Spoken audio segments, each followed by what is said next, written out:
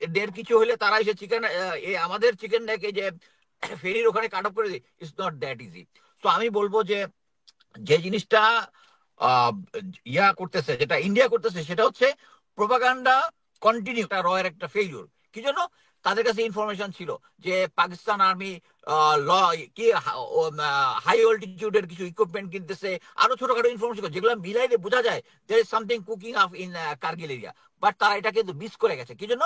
Intelligence failure, তারা assessment করতে পারেনি। সো এই জিনিসটাকে নেগোশিয়েট করার জন্য আহ, যদিও এখন বাংলাদেশ আর্মি নিয়ে সবাই অনেক কথাবার্তা বলে, বাট আমি একটা জিনিস বলতে পারি যে এই আর্মিটা একটা প্রফেশনাল আর্মি। আর্মিটাকে পলিউটেড করেছে এই আর্মির ভিতরে লাস্ট 16 বছর 17 বছরে, মানে 16 বছরে প্রফেশনাল অফিসারদেরকে খুব মিনিমাম নাম্বার প্রমোশন দিয়েছে। যারা হাসিনার কথায় উঠবে বসবে পা চাটবে তাদেরকে প্রমোশন দেওয়া হয়েছে, কিন্তু এর মধ্যে প্রফেশনাল অফিসার ছিল। এবং আমি এটা ফ্রিলি এখন আমি মনে করি এটা শেয়ার করাও আমাদের উচিত। সেটা হচ্ছে প্রেজেন্ট জিওসি যে 24 ডিভিশন আছে, major general Mushfiq, he is a very professional officer. এবং ও চট্টগ্রাম ডিভিশনে যাওয়ার পরে ফার্স্ট যে কাজটা করেছে, এই ফেনী ব্রিজ এবং এলাকা সে ইয়া করেছে, এবং এটার জন্য একটা ভয়াবল ডিফেন্স প্ল্যান তৈরি করেছে। এবং ওই এলাকার আশেপাশে একটা ব্রিগেড ফোর্স পার্মানেন্টলি ক্যান্টনমেন্ট করার জন্য সাজেস্ট করেছে। সো ভারত যতটাই বলুক চুপ করে টুপ করে ঢুকে পড়বে, ইটস নট দ্যাট ইজি। এবং বাংলাদেশ আর্মি এটা বলতে পারি যে আমাদের তারা যেটা পারবে, এখানে যদি কোনো অপারেশন করে তারা এয়ার সুপিরিয়রিটি পাবে, এয়ার সুপিরিয়রিটি পাবে।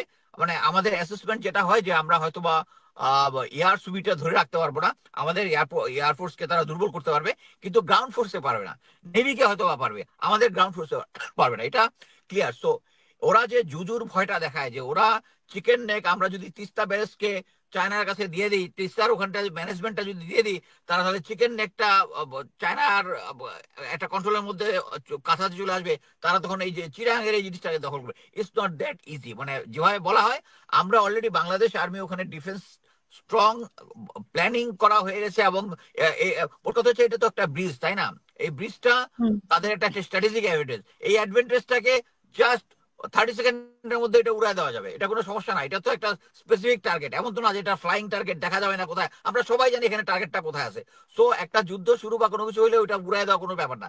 সো চিকেন নেক দের কিছু হলে তারা এসে চিকেন, আমাদের চিকেন নেক এই যে ফেরির ওখানে কাট অফ করে দিই, ইটস নট দ্যাট ইজি। তো আমি বলবো যে যে জিনিসটা আহ, ইয়া করতেছে, যেটা ইন্ডিয়া করতেছে, সেটা হচ্ছে প্রোপাগান্ডা কন্টিনিউস, প্রোপাগান্ডা কন্টিনিউস। আমরা একটা জিনিস জানি যে গত 26 এবং 27 তারিখে তারা দিল্লিতে একটা হুম। বড় একটা কনফারেন্স করেছে, তাদের যত থিঙ্ক ট্যাঙ্ক আছে সবাই ওখানে গিয়েছে।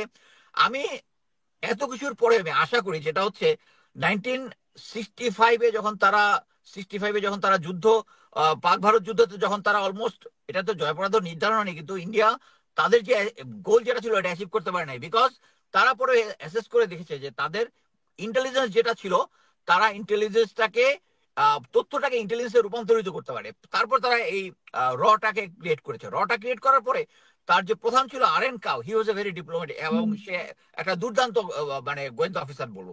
তার আমলে অনেক সাফল্য এসেছে। তাদের আমলে এই যে লেন্দুদ্দর্জির কথা আমরা জানি, তারপরে বাংলাদেশের যে ইস্ট পাকিস্তানকে ভাগ করা, এটা দেয়ার সাকসেস, গ্র্যান্ড সাকসেস আমি বলবো। বাট এই যে সাকসেস গুলা তারা কিন্তু ধরে রাখতে পারে নাই।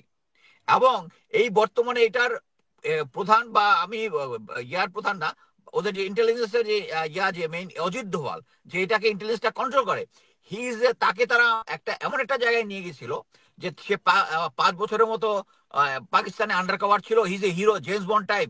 তার everything is a success, but his everything is failure. কি জন্য? এখন আপনি যে চতুর্দিকে দেখেন ইন্ডিয়ার আশেপাশে যতগুলো দেশ আছে সবগুলোর সাথে সম্পর্ক খারাপ হয়েছে অজিত দোভাল এবং এই বিজেপি গভর্নমেন্টের অ্যাগ্রেসিভ ইন্টেলিজেন্স জন্য। এবং তারা স্টিল এই যখন এই যে 26 27 তারিখে যে কনফারেন্সটা করেছে, এরপরে আবার ইন্ডিয়ান সেনাপ্রধানের সাথে আমাদের যে এখানে ইয়ে আছে, অ্যাম্বাসেডার আছে, সে গিয়ে দেখা করেছে। এবং এটা আবার প্রচার করেছে ইন্ডিয়ান মিডিয়া যে দ্বিপাক্ষীয় বৈঠক। এখানে তো দ্বিপাক্ষিক তো কিছু নাই, এখানে তো বাংলাদেশ জয়েন করে না, তারা নিজেদের মতো করে এটা নাম দিয়েছে। মানে এটা হচ্ছে প্রোপাগান্ডা। বাট আমি মনে করি যে এই আমরা যেটা করি নর্মালি, একটা ইন্টেলিজেন্স বা মিলিটারি কোনো একটা ফেলিউর হইলে এটা একটা কনফারেন্স হয়ে আমরা ফেলিউরটা কেন হইলো এটা বের করার চেষ্টা করি। যেমন 65 এর ওয়ারের পরে তারা ফেলিউরটা আইডেন্টিফাই করেছে, আইডেন্টিফাই করে র তৈরি করেছে।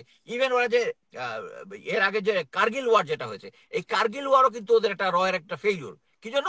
তাদের কাছে ইনফরমেশন ছিল যে পাকিস্তান আর্মি ল কি হাই অল্টিটিউডের কিছু ইকুইপমেন্ট কিনতেছে, আরো ছোটখাটো ইনফরমেশন যেগুলো মিলাইলে বোঝা যায় there is something cooking up in Kargil area.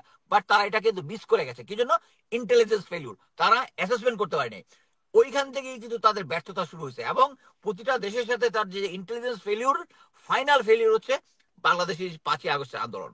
আমি দুটা ভিডিও শেয়ার করেছি যে 5 তারিখের পরে বাংলাদেশের যে সমস্ত ইন্ডিয়ান পুলিশ বাহিনীর সদস্য থেকে শুরু করে যারা হোস্টাইল ছিল তারা সরাসরি কিলিং অংশগ্রহণ করেছে এবং অন্যান্য কাজে অংশগ্রহণ করেছে, তাদেরকে লেফটেন্যান্ট জেনারেল মুজিব ক্যান্টনমেন্টের মধ্যে ভিতর স্বপ্নচূড়া 3 একটা জায়গার মধ্যে সব প্রায় 250 জনের মতো এখানে রেখেছে। সংখ্যাটা সম্ভবত 253। এবং আমি দুটো ভিডিও শেয়ার করেছি, ওখানে দেখবেন যে এদেরকে সেনাবাহিনীর গার্ডে তাদেরকে, তারপরে ইন্ডিয়া থেকে একটা প্লেন এসেছিল, এটা তো মিডিয়া নিউজ হয়েছে, তারপর এখান থেকে চলে গেছে। সো এই জিনিসগুলো হচ্ছে ওদের ফেলিউরের খেসারত হচ্ছে এই যে 253 জনকে ইমিডিয়েটলি। দেখেন আমরা বিপ্লব করেছি হাসিনা এগেন্স্টে, আমরা কি ইন্ডিয়া এগেন্স্টে করেছি? ইন্ডিয়ার ভয় পাওয়ার কি ছিল? ইন্ডিয়া তো ভয় পাওয়ার কোনো কিছু ছিল না। তারা জানে তারা কি করেছে, ওই জন্য তারা।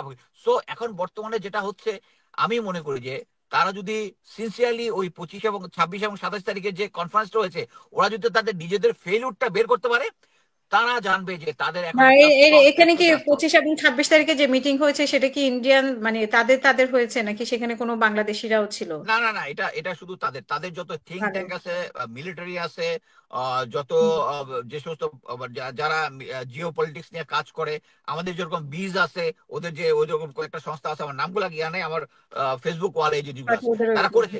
আমি আশা করি তারা যদি এখন ওই, এখন সময় এসছে যে তাদের এই যে কন্টিনিউয়াস ফেলিউর গুলো অ্যাসেসমেন্ট করে তাদের একটা সফট অ্যাপ্রোচে যাওয়া, কিন্তু তারা এটা যাচ্ছে না।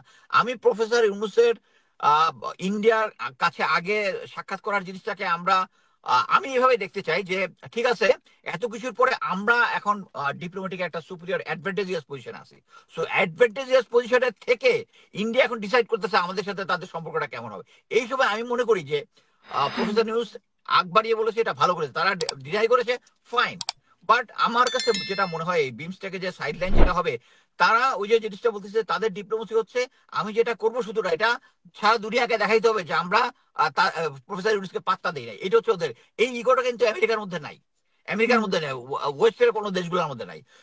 সো আমি মনে করি, আমার মনে হয় হয়তোবা তারা এই সবকিছুতে একটা রিফাইন্ড ইয়াতে বাংলাদেশের ক্ষেত্রে একটা সফট অ্যাপ্রোচ তৈরি করবে বলে, যদি তারা নিজেদের ভালো চায়। আদারওয়াইজ এই বাংলাদেশ ভারত সম্পর্কের জন্য আমি এখন পর্যন্ত দেখতেছি ইন্ডিয়া সবচেয়ে বেশি ক্ষতিগ্রস্ত হচ্ছে। ধন্যবাদ।